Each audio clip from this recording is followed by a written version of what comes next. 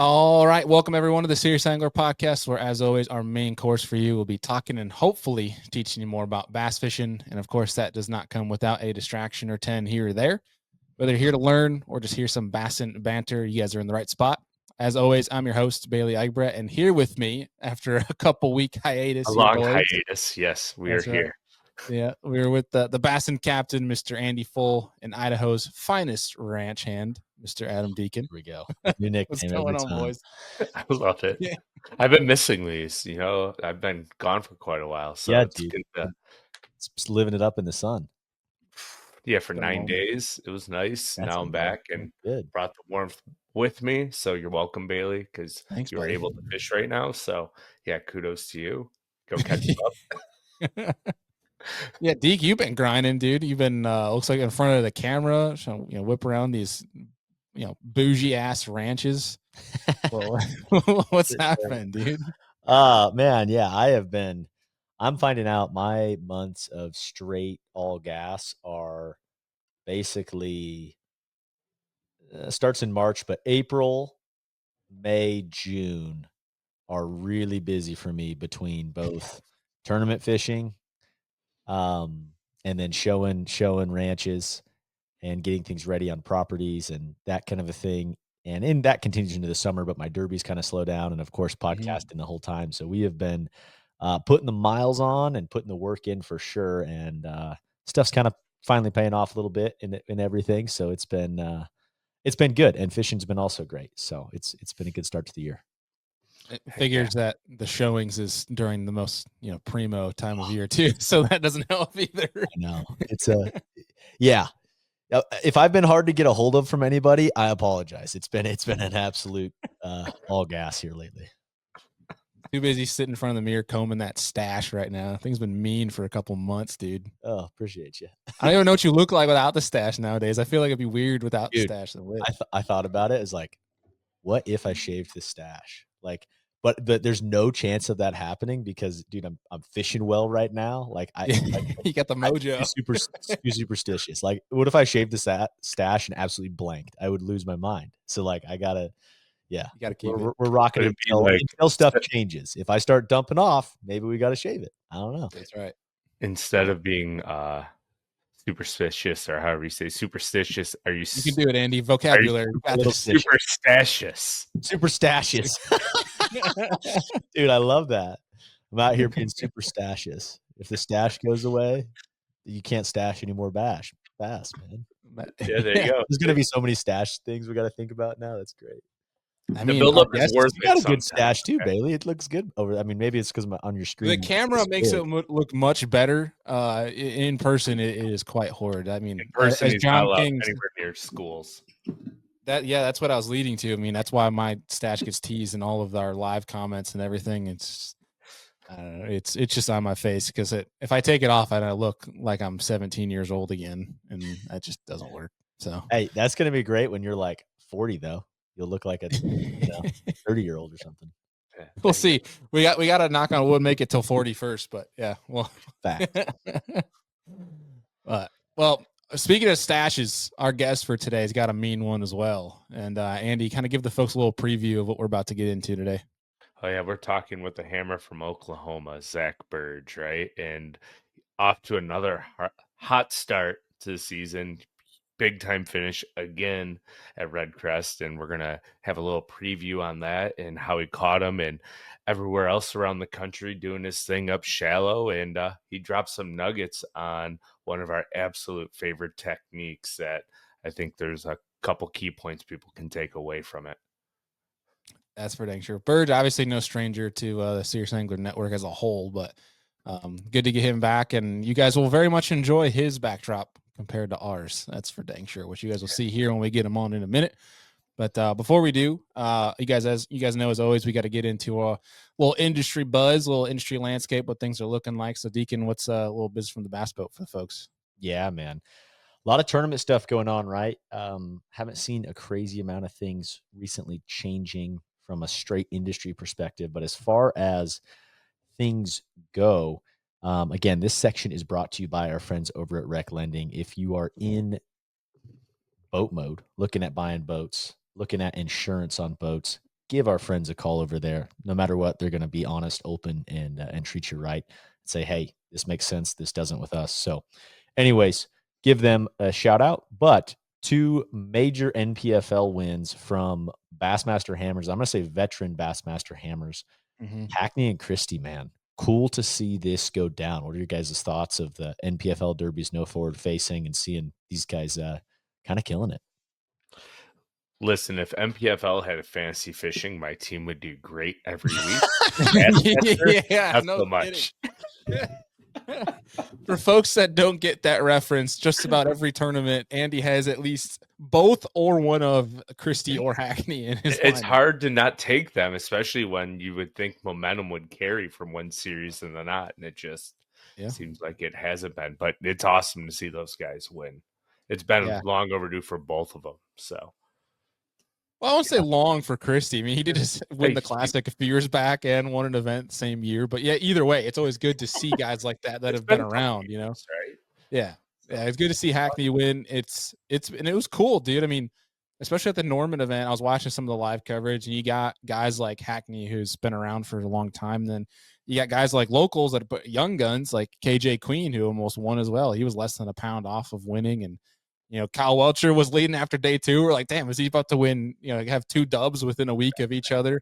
One with 4, one without 4, doing the same freaking thing. So that would have was cool. I mean, he had one of the biggest bags of the tournament, I think, too, like almost 20 pounds, I think. But cool to kind of see all that intermingling, all the feedback, at least I saw on social, was people loved it. And I think we're seeing what we talked about before the season even started is we're getting a sampling of different formats this year, with the 3 leagues being completely different on how they're structured from a technology standpoint, but also rules and formats that I think we're seeing. You might see leagues alter what they have at the end of the season based on how well their numbers are and how the feedback is from viewers. So it's everything I saw coming out of from MPFL standpoint. I feel like they got to be pretty pleased with how they're doing this year. They're getting good numbers on the YouTube as well from people watching the live weigh-ins and things like that. Cool. So, no, I think they're filling a gap, right? A market gap, which is great to see. No forward facing, leaning into it. I'm all for watching all sorts of fishing, and it's a way that is filling a gap for both anglers and viewers. So good stuff. Yeah, and we don't get into the drama and stuff, but it is nice to see guys like the Welchers of the world that can do with and without go and catch them, so people can shut their yap that it's not just the tech that why these guys are catching fish. Like, these guys are gonna catch them because they're good for a reason. They're there for a reason. But and speaking of that, I mean, the next one, that the Bassmaster Open. Yeah, man. More drama. More drama there. Good drama. Good drama is like the right kind. Yeah. No, young angler though, Mr. Schroeder wins an Open, and he only had 4 fish on the final day and won by less than a pound. I mean, talk about, I don't know about you guys, but only coming in with 4 and wanting that 5th bite that final day, thinking that you may have lost it because you couldn't get that last limit fish. Like, dude, my heart would just be like, wow. You don't see that happen very often and have that work out in a positive way. Well, especially when the guy leading that you need to beat, Stephen Browning, who's like one of the best, shallow water river guys, right now. It's I mean, the photo that Bass posted of the 2 different reactions to watching, the weights, hit on the final day, like when he weighed in, of like the kid's like, oh, holy shit, like I won, to Stephen Brown's like, oh damn, thought I had it in the bag. A kid only had 4 fish, but I think he only won by like 7 ounces or something crazy. Like, it was very close. I mean, that's got to be a terrible feeling coming in with only 4, but probably not as bad as what Gussie had, like 2 fish or 3 fish on the last day of the Classic when he won too, where it should have been in the bag. And but didn't he have such a big lead though? Like, I think he needed the 3rd one he caught, but he had a pretty big lead that if he just caught, he did, if he caught another 5, it would have been just done, sealed, over. But I think he only had like 2 fish or something like that come back in because he couldn't catch, because Tennessee River has like the 18-inch minimum or whatever it may be. And I know Canterbury caught him, I think, that last day too. Like, guys were catching big largemouth that 3rd day, so it was close. But either way, gut wrenching feeling, but cool to see these photo finishes and some more of that competitive drama happen Everybody loves to see that. And with that, we dropped an episode a couple days ago for the Seriously Western with Nathan Phillips and Billy Egan over at One Bass. And you can hear, if you haven't listened to that, highly encourage you to listen to it. We go full depth, but we got to give another shout here just because it's as crazy as it is. But 3-day event, dude, and 2 guys with bags over 100 freaking pounds. Dude, Clear Lake is insane, and we knew that this was going to be a big weight event, but like the depth to me is what blows it away. Like, look at the weights that go down, dude. Like, guys caught so many big fish. It was absolutely absurd. That place is crazy. Yeah, I mean, I think Luke Johns had posted something. It was like he had like 19.4 or something like that, and just like almost to the end, like one of the last people. That tells you enough. That tells you enough. It's like a smallmouth derby up north, but with largemouth. Like, it's just like, and meaning like they just so close weights, like, because there's so many big ones. Yeah, I think that tournament alone kind of showcased that Clear Lake's right now the best in the country. I think, especially from big ones to depth to, because I think it was and don't quote me, I should have freaking checked before we started this introduction, but I think it was like 24 bags or something like that, over 30 pounds, something crazy like that, like ridiculous numbers. Yeah, it's absolutely insane, and just the diversity of a fishery, super cool place, unique, and excited to hopefully get there with the championship for the Super 60 end of the year, Bailey, and spend some time with you out there. Yeah, man, hyped for that. I mean, I guess not to go too deep into it, but what do you think weights wise it's going to look like? Say because I think the championship's 3 days, right? Yeah, championship I think is 3 days. Man, I don't know enough about it in the fall.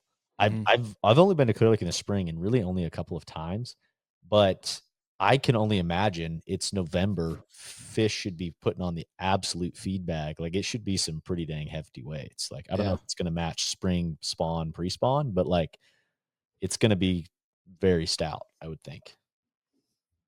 Yep, well, we're going to find out one way or another, but it'll be cool to have the Serious Angler crew on site for that one. But obviously that is months away. It's April. We do not want to wish that some of the best months of bass fishing to fast forward, but regardless, that is definitely one we have highlighted. I did just pull up. So yeah, 25 pounds. You said 20, you were asking about 25 pounds? 30-pound bags. Okay.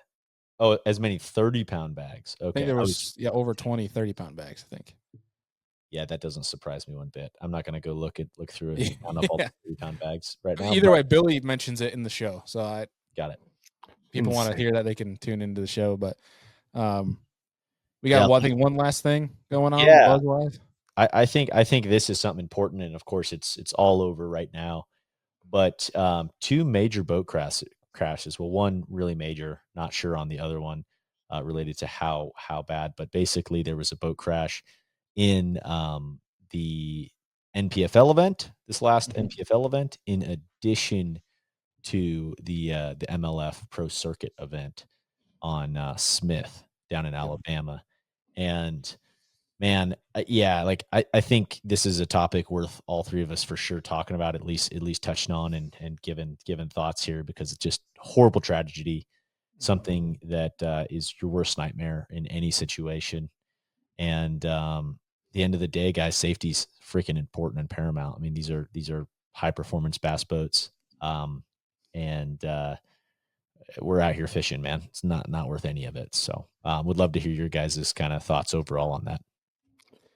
No bass is worth dying for. That's kind of the way I think of it. And that's obviously much more said than done, and it's a hard one to look at, because like for how many times boats are out on the water and how many tournaments are run.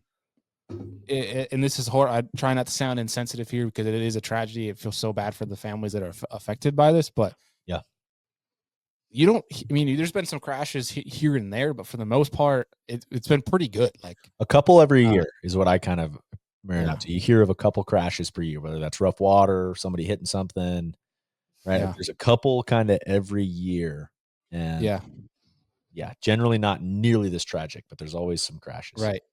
And I think it's so, like, especially guys that are on the water, it becomes so. You have a lot of room. It's not like a 2-lane road where you have a certain amount of room to run. When you get on a lake like that, you you kind of get used to the hustle bustle and, you know, hammer down, you got the adrenaline pumping, tournament morning, things like that. It's, you know, it's like I said, it's just no bass is worth dying for. You know, conditions, just safety is number one. And I'm not going to try to put my own opinion into it or conjecture because I don't have all the details of what happened exactly. But that's just kind of, you know, at the end of the day, when you're running, you're able to run 75, just remember you're like, yeah, like Deacon said, you're in a high powered bass boat. Like it's not a toy, you know, there's, you know, if it's foggy and stuff in the morning, maybe slow down. Don't. Yeah. Yeah. I mean, it's that simple. Yeah. Yeah. And who knows what actually happened there, but right. I'm sure we'll have more details that come out, but yeah. Andy, any thoughts? Oh man, first thing that I think of is one, we have to be more cognizant of our surroundings when we're driving the boats. Make sure that we're always wearing our life jackets and not driving. Yeah. And make sure we're always wearing our life jackets and kill switches because, I mean, unfortunately, not every boat accident is preventable, but in most cases, most of them are. So it's just we need to be more in tune of what's going around in our surroundings. 100%. Yeah, and I've heard many details thrown around, and again, I'm not saying this is what happened. I don't have all the facts, so I want to be adamant about that. But some of the things I've heard of with the fog, you know, and people potentially being in the middle of a channel and no lights, things like that. Whether that happened or not, that's a great reminder of, like, if it's foggy out, don't sit in a main boating traffic area, regardless of how good. There might be a rock pile right there that's loaded, whatever it may be. It's not worth dying for, especially like somebody like myself that's in a plastic freaking kayak. Like, I can't get out of the way fast. It's just not worth it. You know, wait for things to open up a little bit. Have your lights on. You know, it's better to be more obnoxious or whatever than, you know, the contrary. Better safe than sorry. And I mean, one of the rules with like having my captain's license is if we're like on spot lock or even running when it's foggy, we're supposed to sound our horn every so on seconds or minutes to say your position of where you're at. So like, I mean, there are rules when it comes to foggy conditions. You have to have your lights on the boat, etc. So like there are steps that we could take to help eliminate situations that end up happening like this. And I'm not saying like I don't know what the facts are, who's at fault, etc. But there are rules out there to protect people for foggy situations. So I was just figured you were trigger happy with the horn. Beep beep beep. No. Andy always says that if he knows somebody. That's oh yeah, I mess with people. I love that. Fun. Yeah, I mean, the last kind of thoughts that I have towards this are maybe just like, man, I used to care so much. It's funny how things change, right? As we all grow up and get mature, and I guess that's part of your life in general, right? Not just bass fishing. But I used to be such a go fast guy, man. Like I wanted to fly and do the 75, the 80 mile an hour, and I still am in a fast boat. I'm in a Phoenix 721, but like I have learned to just like not nearly as much care about the top end speed all the time. Like I get it. And dude, 50% of the fun on a tournament morning to me is that launch in the morning and going fast down the lake. I enjoy that. Don't get me wrong. I'm learning to like I need a boat. I want a boat that goes fast. I want a boat that's going to match the playing field to some degree, but I don't need to be the fastest boat on the water. And I certainly don't need to put myself or others at risk in those situations. I mean, in college, even I remember fishing bodies of water when there's fog, and dude, it is terrifying because you have boats kind of coming fast behind you. You see a boat wake and you're like, I don't know where that boat is. It's somewhere around here. And you're trying to be bobbing out there at 25 miles an hour just on pad, and then a boat goes blind by you, whatever. It's like all of that stuff is super dangerous and can happen at any point in time in the morning. It may not be foggy at takeoff, but it may be foggy 5 miles up the lake, right? So like you just got to really be cognizant, and at the end of the day, just really pay attention. I think Andy brings up a good point of just like really paying attention to your surroundings, and all that comes with this new technology we're adding and making sure that you can see over everything. Like there's just so much at stake here, and a horrible accident. And I'm sure we'll get more details, like you said.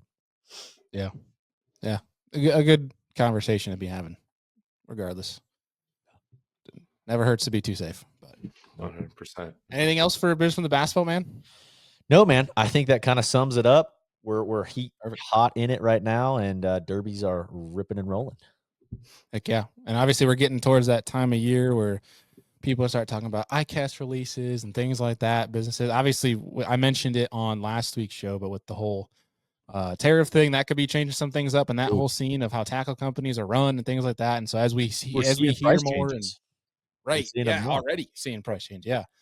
So as we see all that stuff and hear stuff through the grapevine, we'll be sure to share those on future Business from the Bass Boat segments with you guys going forward. But before we get into the show here with Mr. Burge, a couple things for you guys is right now the Mother's Day sale is going on at Hobie Eyewear. But as always, you guys can save 20% at Hobie Eyewear with our discount code and our link down below in every single show throughout 365 days of the year. So take advantage of that. I think Hobie's actually throwing in some cool stuff like some other beach towels and things like that, or a performance towel, I think it was. Think different goodies you guys can throw in with any pair of sunglasses you order. So get mama some nice pair of sunglasses for Mother's Day, as well as a new plate mount was dropped last week from the folks at Sniper Marine for you guys that are looking to run a Sniper Marine pole and or a 360 transducer on your trolling motor. A cool way to lock and load them securely. They just dropped that last week. Links down below if you guys want to check those out. And then lastly, Omnia Fishing right now, it's buy one, get one on P-Line fluorocarbon, on that P-Line tactical.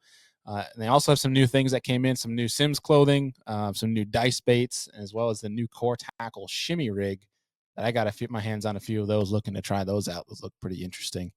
But other than that, make sure you guys always shop over at Omnia Fishing. Use our code and links down below to save some money off of it.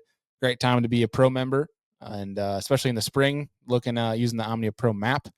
But boys, anything else? Anything else we missed? All right. Without further ado, Mr. Zack Burge. All right, folks. So we are back with Mr. Zack Burge.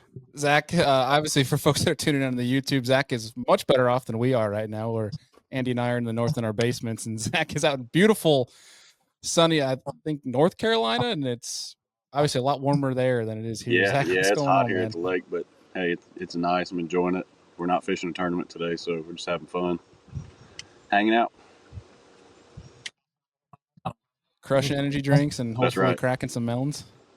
Making of a good day. Heck yeah. Well, obviously, you guys are fresh off the NPFL event over at Lake Norman, and give us obviously you and Cole, who you're with, both fished the event. So give us a little rundown of how Lake Norman set up and how that went. It was good. I think everybody there caught a ton of fish, which that's kind of the problem when you go there is catching the right quality fish, right? So we caught kind of the last wave, it seemed like, of the spawn. There were some fish that moved up through practice and through the tournament also. I didn't really catch many of them. I saw a few. The ones I got around it didn't seem like they were ready. They weren't really sitting still good enough to catch and act like they were interested. But the guys that are really good at bed fishing, obviously they prevailed in that event, it seemed like. Cole did well. I got one of the last checks. So, in my opinion, a tough tournament like that where you're struggling to catch the right quality and you're just more fishing than you are doing, fishing what was supposed to be the deal, which is sight fishing there. I'm happy with just getting a check and getting out of there. But we got good points and got good points at the first one, so we're sitting good for their championship. And all in all, a good week. Heck yeah. It sounds like the house had a good event, bringing home some checks. And I have to say, the stunts that you guys pull at that house seems like you guys know how to party and get down. At least have fun. Yeah, man, the D team knows how to get down. That's for sure. We have a good time. Seth had a good week too. I think he finished 5th, so it was fun to watch him do what he does best and sight fish and have fun with it. We all thought he was going to win, so we stayed around to watch weigh in the last day, and seemed like he had a really good time. Heck yeah. Well, leaving Norm from some spotted dogs, and looks like you're in largemouth territory now. So. We're in a lake right whole here different where sport. they could eat about every bass I caught last week. That's awesome. Well, joined here after some sounds like some fun coffee and technical difficulties, but we have Mr. Adam D here to join the convo. What's up, Burge? It has been sorry, fellas. It's been a Monday of all Mondays. As I was getting ready for this podcast, I go to set up my mic stand, which is normally just set up fine. It falls over. And then in the process of setting that back up, I knocked over my coffee that spilled all over my desk, on my phone, computer. So anyways, we're here. Glad to be here, but what a freaking start to a Monday. It just sounds like a Monday. Brutal, dude. Yeah, so Burge is doing much better than all three of us right now at the moment. Obviously, Looks beautiful out. Yeah. We're living vicariously through Burge. Yeah. I have my share of I have my days too. Well, dude. Yeah, I don't. Well, dude, let's kind of dive into Redcrest too a little bit, because hot off another great finish at Redcrest, and I guess to kind of kick that off, do you seem to like those bigger championship, more higher pressure events, because you got a pretty dang good track record when it comes to them? I mean, we fish all year to qualify for them, so it means a lot to be there. But I don't really ever feel more pressure or anything like that going into it. It's just another tournament to me. But I don't know. Honestly, I don't really know why that is. I have done really well in most of them that I've fished, and I can't really pinpoint what contributes to that. I'm really not sure. Just it works out most of the time, and I've done a little better here and there. And I think I finished fourth twice, and sixth, and 17th, and finished third at this last one. So eventually, I'm going to get one. I hope. Yeah. I don't think it's a matter of if. Yeah, that's for dang sure. Well, and watching the event too, it seemed like you were kind of catching them pretty different from a decent amount of the field too. Can you kind of walk us through like how you were catching most of your fish for folks that maybe that didn't tune into live, and kind of how you got onto those fish? Guntersville is a place that there's fish literally that live all over the lake, and certain areas of the lake are a little better than others at times, and I've fished all over the lake, and I always seem to end up in that waterfront to the BB Comer Bridge area, which is a decent little stretch, but somewhere in between there, I get comfortable and can settle down and just fish, and I can usually generate enough bites to do all right. That was kind of the same deal for Redcrest. I was basically across from waterfront on that other side of the lake, and I had a series of pockets and a couple high spots outside of those pockets where I felt like fish were coming and going out of, and I was catching some spawners I just couldn't see because either clouds, rain, or they were just a little too deep. But I would throw to light spots with a Senko, and I was getting plenty of bites doing that.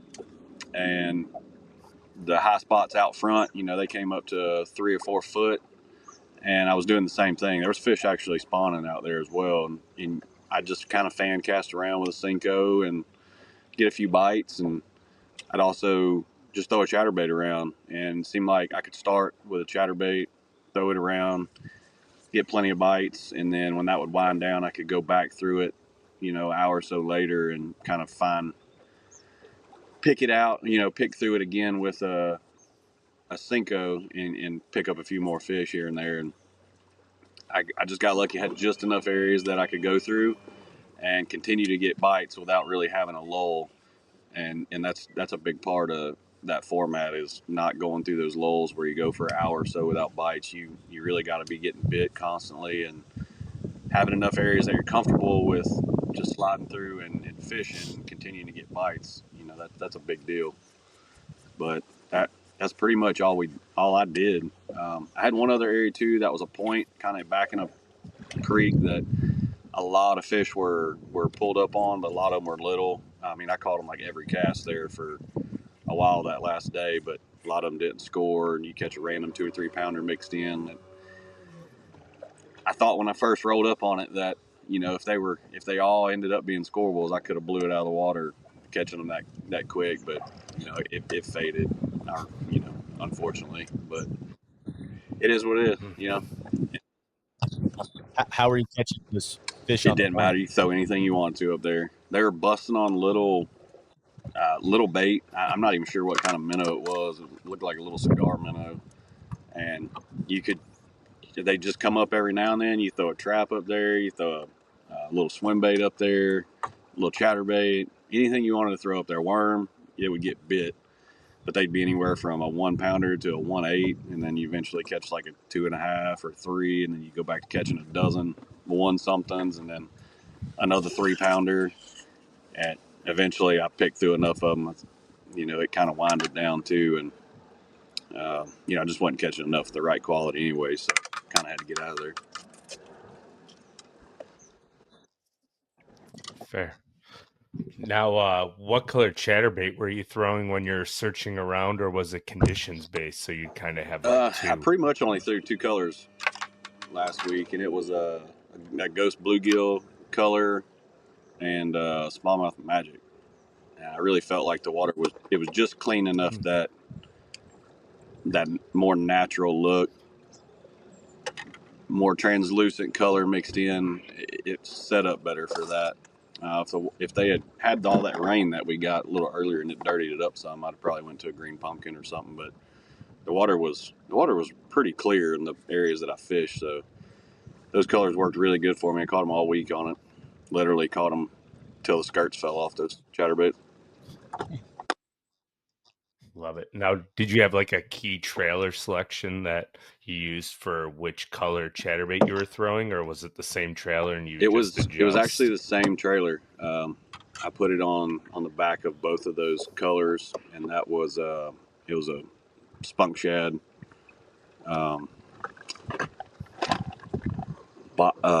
Dadgum, what's the color name? It matched that smallmouth magic color to a T. It's like something bomb something. I don't remember honestly.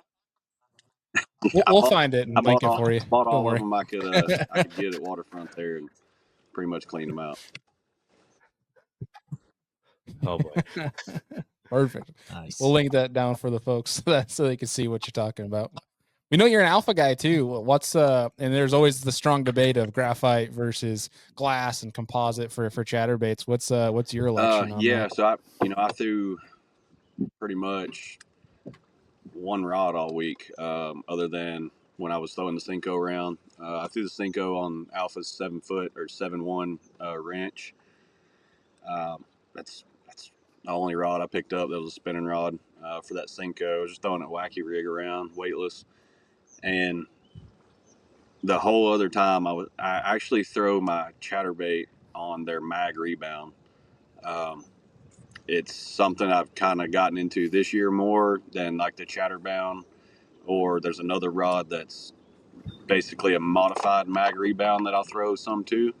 I actually don't know that one's available, but I've gotten to where I throw it more on the mag rebound now. It's just and it loads good. They get it good before you really pull into them, and then when you swing on them, it's got all the meat to turn them and keep them coming. And heck, I boat flipped several 3 and 4 or 5 pounders that week on it.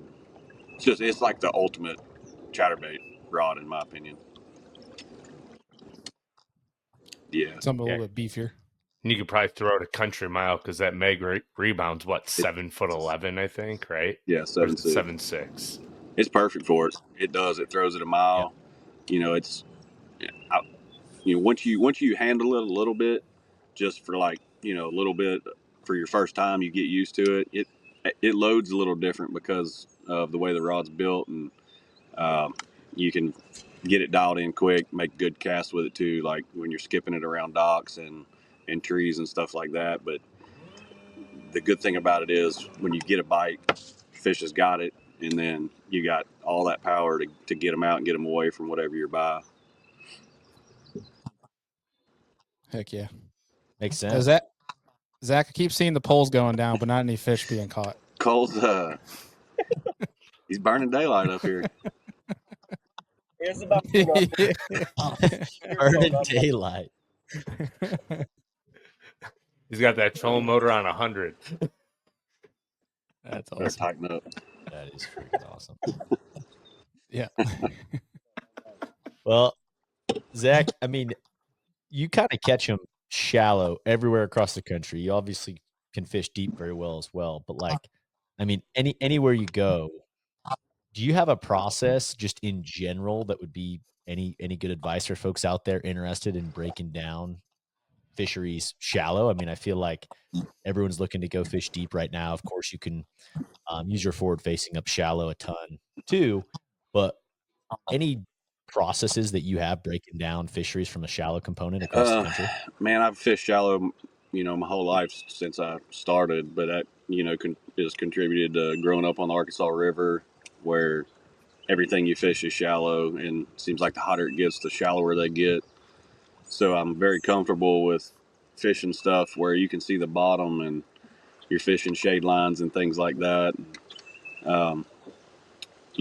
Just from my when it's my element, I'm real comfortable with it. Some people aren't because they're just not shallow water guys. But as far as breaking it down, like new places we go, sometimes you can't catch them that shallow. But I always feel like there's a population of fish in just about every place that we go that does live shallow.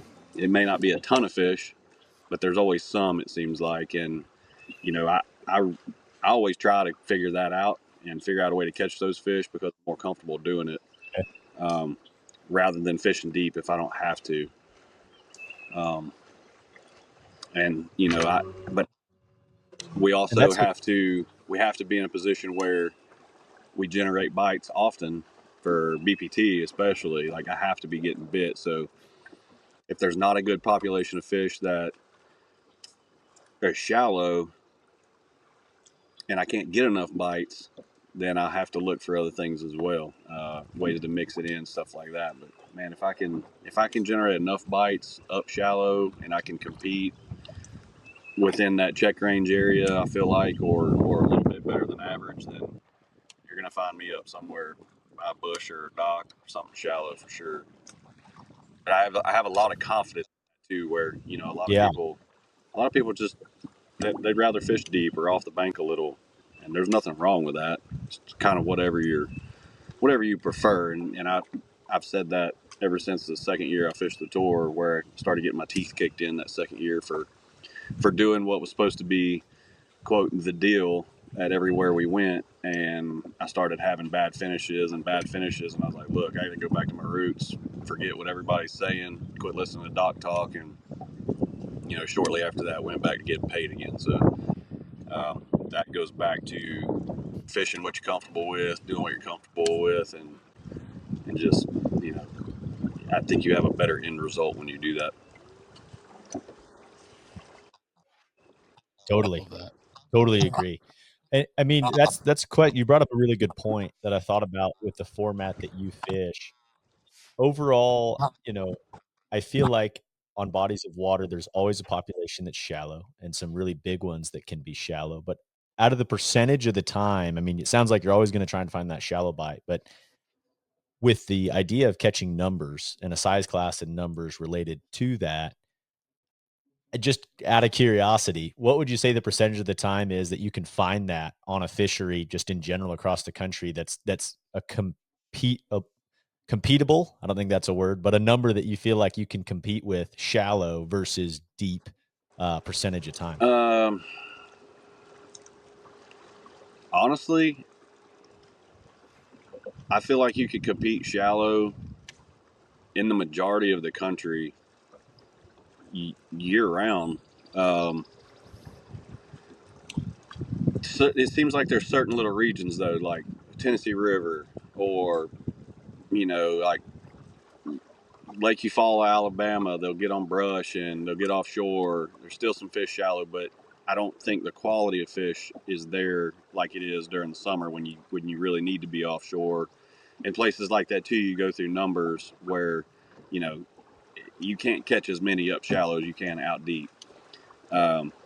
but then you go to like places that are a little further north, or tidal places. You go to lakes where there's a lot of wolfpack fish, brim eaters, where they're up shallow during the summer, and there's big ones up shallow cruising. So it kind of comes down to very particular places where you kind of are limited to that shallow water.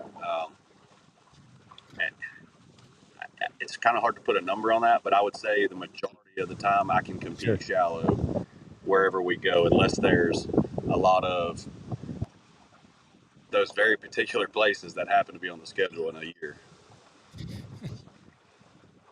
Awesome. Makes sense.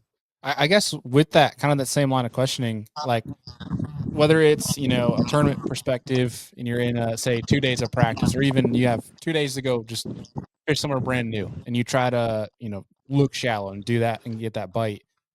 When amongst that, like how long will you give that if you're not finding that shallow bite to then move deeper or find something different? Like when do you kind of draw the line of trying to force that shallow bite?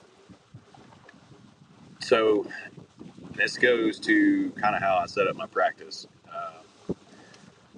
I just got asked this 2 or 3 times this past week, actually. I kind of just daub around in practice. I don't fish the same way I do in the tournament. I don't fish near as hard. I sample things a lot more. So, I'll look around as I'm going down the lake, say, man, that looks pretty good. Let's go try this. I'll do it for 20, 30 minutes. And while I'm doing it, I'm looking for the next thing in front of me that looks fishy. And I'll go fish it. And then if I'm idling out and I see a brush pile or something, I'll spin the boat around and, I may throw into it a few times and just kind of sample stuff here and there. And throughout, our 2 or 3 days of practice, I can generally get a good vibe on if there's enough bites that I've gotten, kind of just daubing around up shallow that I can run a bunch of new water to and get plenty more bites fishing hard. And that goes the same for the deep stuff too, or deeper stuff.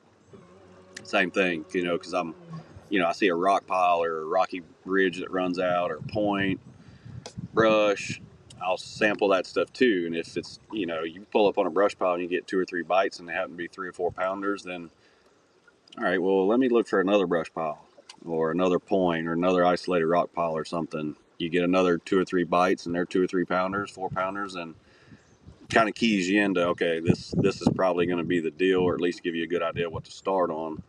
And then I would say 90% of my tournaments evolve throughout the tournament itself, not so much practice. I really like to just get an idea of just kind of what to look for and how to start a tournament throughout practice. That makes sense. Yeah. So, Zach, kind of in line with Deacon's question, talking about catching fish shallow around the country. We have a little segment we do on every show called our Amped Outdoors Electric Take, and that's where we kind of ask a bold question, hoping for a bold answer. And so Amped Outdoors, obviously for folks that tune in, it's our preferred choice of lithium batteries for each adventure. And our Amped Outdoors Electric Take for this episode is for the lakes that are on most of the pro schedules, open schedules, Toyotas, that nature. What do you think is the most underrated and the most overrated fishery that you guys fish?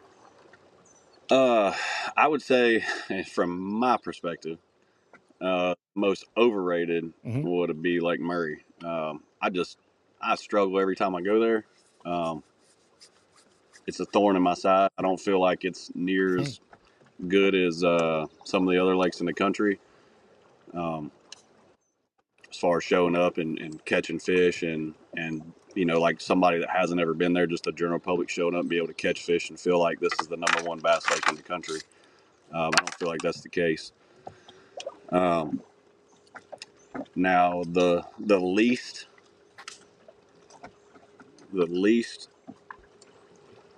I would say, oh man, I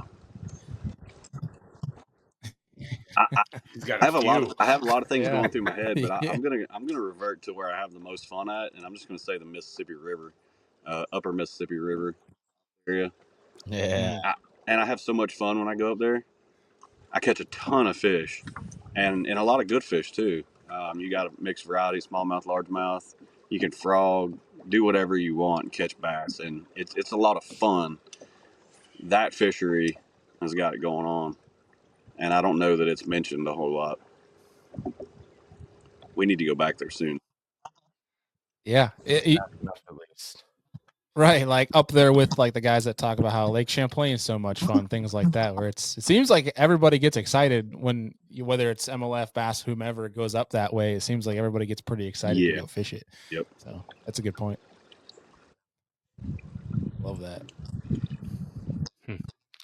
So we're going to stay on the overrated and underrated topic for another question here, but I want to know your take on this one. What is the most overrated and underrated shallow or power fishing technique, in your opinion?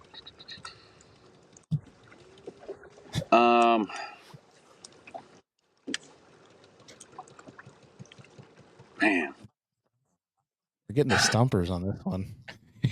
Make him think. so Yeah. As he's staring at shallow cover. I was gonna say he's watching somebody fish, itching to fish. And we're I would sitting say here. I don't like. I guess dang, there's a wasp.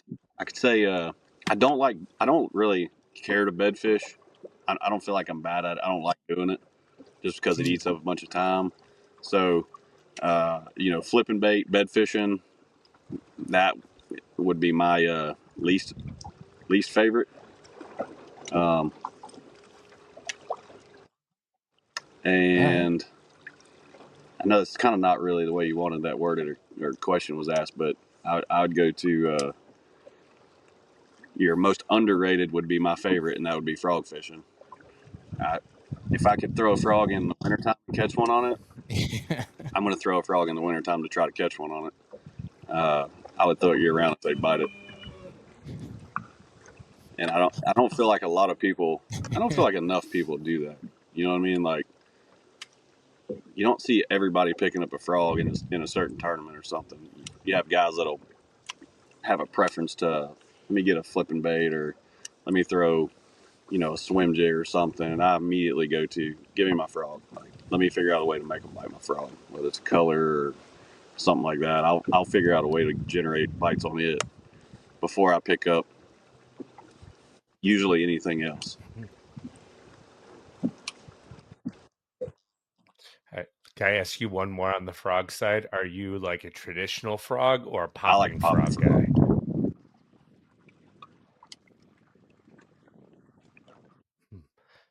Seems to get more bites, especially like in non-grass environments too. Like what you're kind of saying, where people might not pick up the frog. I've heard people say like you want to throw or and this goes to kind of your personal preference though. Like I've heard people say you throw a popping frog up until the spawn, and post spawn go back to a normal frog, yada yada. But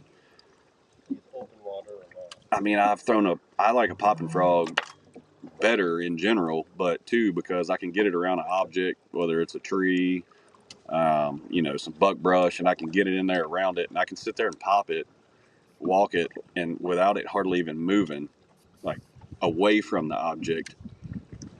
Like if you took a normal frog and you walk it, it's generally going to glide a little bit more and it's going to walk itself away from your target quicker. And like if you throw it in around grass too, you can get it in an area, a hole in the grass or a grass edge, and you can keep it right there on the edge or over top of that hole longer by popping it, and it doesn't have that glide or that slide that it gets away from it as quick. So that's just kind of a reason why I prefer the popping frog. Love that. That's a good one. That's a juicy little tidbit right there for folks, especially on the frogging side. But fellas, do we got anything left for Burge here before we hit him with our last question? I would say I feel bad for him. We got to let him go back and fish. I know. That's the first thing I'm thinking. We got to get out of here. Cole, what's up? He's out there fishing. I thought I heard a hook set there for a second. Yeah, I heard a whack. I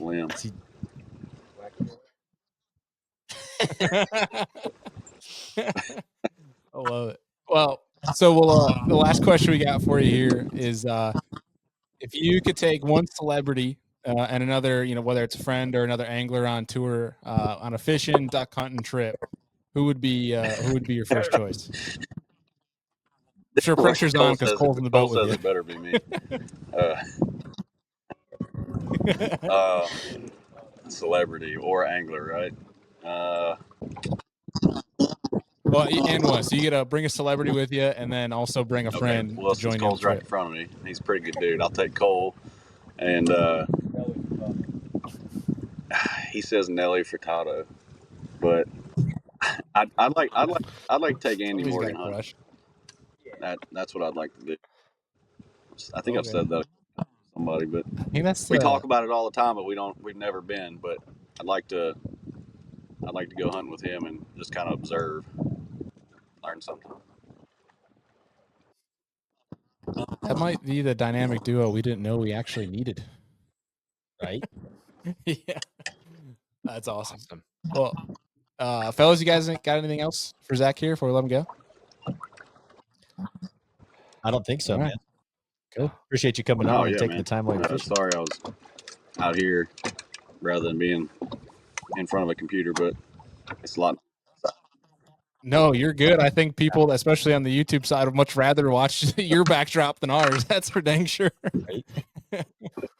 Yeah, appreciate the time, dude, and go catch some All right, fish. guys, We'll be I talking to appreciate you it. here Thanks for having soon. me. All right, folks, and that right on Andy's yawn. Sorry.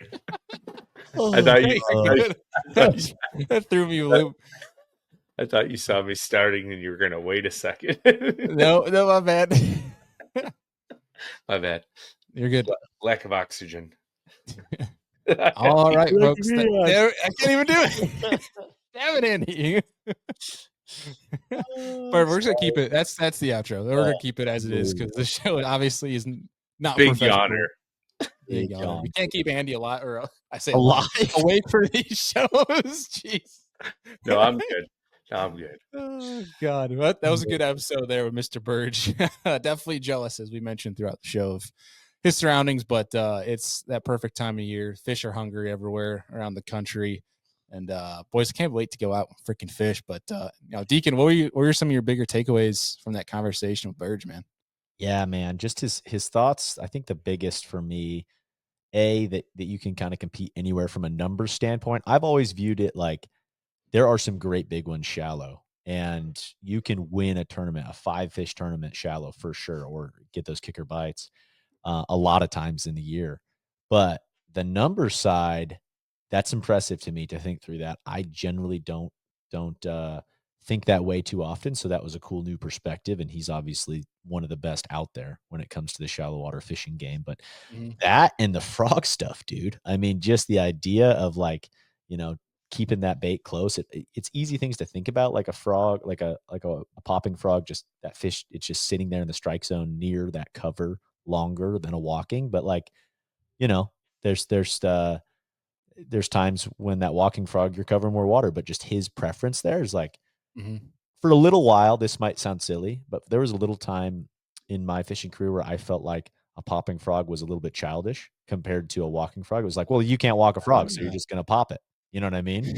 And it's like, nah, maybe not, and I've changed my thought on that prior to talking to Burge, but it just reinforced some of that.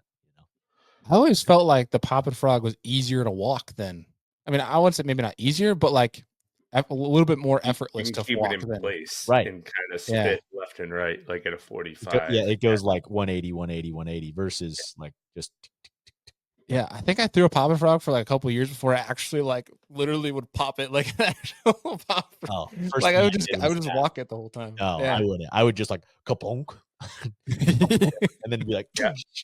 I'm there with Bailey, like just kind of quick twitches in place and almost make it sit. And I think that's the advantage, right? Like Burge was talking about with the standard frog, like a walking frog, like that thing, if you hit it right, it'll glide for like 3-4 inches sometimes. And then you can kind of make it chop, but when you chop it, you have to fish it fast. Yep. So yeah, I mean, I like both. It seems like every year I catch them on a different frog. It's either a walking frog or a popping frog, and it's never both, in my opinion, for me. And it's probably just because I glue one in my hand when I'm able to go largemouth fishing, and that's why I throw. Yeah, I kind of just simplified it to be honest, where the majority of the time, like I'm gonna try to throw a popping frog. I feel like I get more bites out of it.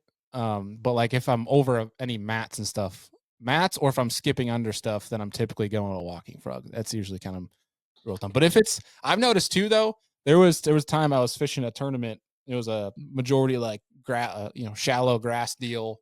Frogging was the way that you were going to win that thing. And we were getting bites on a normal walking frog, but it just completely died. And some of the mats were loose enough where you could get a popping frog and actually spit some water on top of some of those mats. And I started getting bit almost every single cast with a popping frog on top of it. But Interesting. I'm always picking up the popping frog if I can personally. But yeah. You got to definitely bend the hooks up a little bit, even more so on a popping frog, because for whatever reason, it seems like your hookup ratio on a popping frog is a little bit worse. Don't know what the only negative. The rubber or plastic around like the cup, right, is a little tougher. So when they get the whole thing in, that when you set the hook, it causes their mouth to pop open. That's the only reason why I can think of it being a lesser hookup ratio. Yeah. More coming out of the mouth when you crack them with 65 braid. Yeah. The only negative that I see to the popping sometimes is on mats or things when there's stuff in the water just getting tangled in that cup, right? Depending on the style of that frog. Sometimes it's just like you just get not a big thing I've been leaning into, as this is just a tangent of a closing of an episode. Generally, we're like, hey, all right, great show, bye. No, but something I've been thinking about more, especially after listening to East and Fothergill on a lot of his stuff, is efficiency, right? And not getting snagged a lot. And his thought process of using that heavy weed guard wacky hook, things like that, of like, man, how can I keep my bait efficiently in the water as often as possible? Because at the end of the day, this is a numbers game a lot of the time. And the more time that you're spending unsnagging, untangling, or wasting a perfect cast because there's stuff on the front of that frog, like it's going to happen no matter what, but the least of that is possible. I think you're better off in tournaments and fun fishing for that matter. Yeah. Love that. Are you, what kind of frog rod are you going? I feel like I've evolved to like a 7.6 heavy. Okay. I'm pretty light, man. I want to more focus on casting accuracy and being able to twitch that frog how I want to. And for me, that's almost like the same kind of rod that I actually throw a mag draft on. It's a loose. Well, let's see. There's a couple different rods I frog with, but there's one that I like for popping and walking is actually a pretty light rod. Like it's a medium heavy. It's got a lot of backbone to it, but there's just a lot of tip to play with, and I can cast it so accurately where I want it to go. So I've actually gone lighter over the years. I used to really want a broomstick and pull them out of the heavy cover and whatever else, but it's like, man, you can wrench on a fish with 65-pound and medium heavy rod like pretty well. You can in most situations you can get them out of stuff. Yeah, I'm definitely with that. Like tight cover, I'll go like a 7.1 heavy. But if I'm around everything matted, I've gone to that 7.6 heavy. I like that long. Like yeah. I just lost super long cast. The 7.6 is great. Yeah, definitely. Is that where you're at, Andy, on the frog rod? Yeah, like 7.3, 7.6 medium heavy. I want something with a lot of backbone to it, but I also want a soft enough tip to make it. I'm a medium heavy too. Yeah, I use a medium heavy 50-pound braid. Yeah, I almost went 50 full when when it's not a big fishery, when there's not over a bunch of 8-pounders plus. Like 50, I feel like I can be more accurate with, make further casts, and it's hard to break it. Yeah, I can see that around. As long as it's not matted, I can see using the medium heavy. Yes. That's where I used the medium heavy around some mats, and I almost went full Ike, snapped the rod over my leg, lost some big ones in a tournament type of deal, and swore I'd never do it again. I mean, where we're at too, like I don't get too many opportunities. It seems like by the time I get largemouth fishing, they either kill all our weeds or it dies. So like I don't have many mats to fish, as to where you tend to get the prime largemouth time when there's mats. So you're lucky. And the lakes you get to fish don't have spraying on them sometimes. Buddy, you can go guide in those lakes too, but yeah. One thing, dude, as you're saying that, dude, your head like gets more further off the screen. So the longer Andy talks, the further he gets off the screen. It happens. I'm like, am I too close? It's all good. It's just funny. But Do we got anything else for us to the show, fellas? No, man. Not at all. Looking forward to just a bunch coming up. But yeah, man. Good to be back in the home office for a little bit and chatting with you guys. Yeah. Heck yeah. Well, hopefully, folks, you guys have caught up on some of the recent episodes, like the Champions Roast, the Easton Fothergill, obviously some of the fantasy fishings. And hopefully, I think lined up for the next episode is we're going to be having Mr. Stephen Browning here on the show.